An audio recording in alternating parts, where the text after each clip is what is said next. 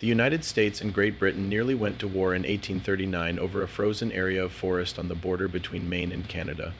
It was dubbed the Pork and Beans War. No one could agree on the precise location of the line for 60 years. The Grand Communications route, which connected Halifax and Quebec during the winter and kept all of British North America connected when the St. Lawrence River froze, was the top priority for Britain. Maine desired the money from the white pine trees that lumbermen were stealing covertly on both sides of the border, as well as every acre of land it thought had been promised in the Treaty of Paris, when Maine dispatched an armed posse to arrest trespass loggers in the Aroostook Valley during the winter of 1838 to 1839. The crisis erupted. Rather, those lumbermen did the opposite, abducting Maine's land agent and transporting him to a jail in New Brunswick.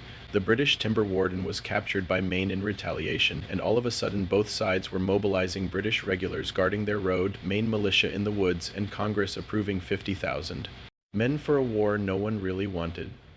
General Winfield Scott and John Harvey of New Brunswick were responsible for negotiating a truce that, without explicitly stating it, drew a rough line on the map and froze troops in place.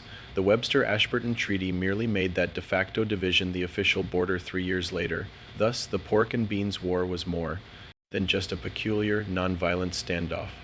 It was the point at which both nations were compelled to settle the US-Canada border due to local lumber money and imperial strategy. Which other almost wars would you like me to discuss next?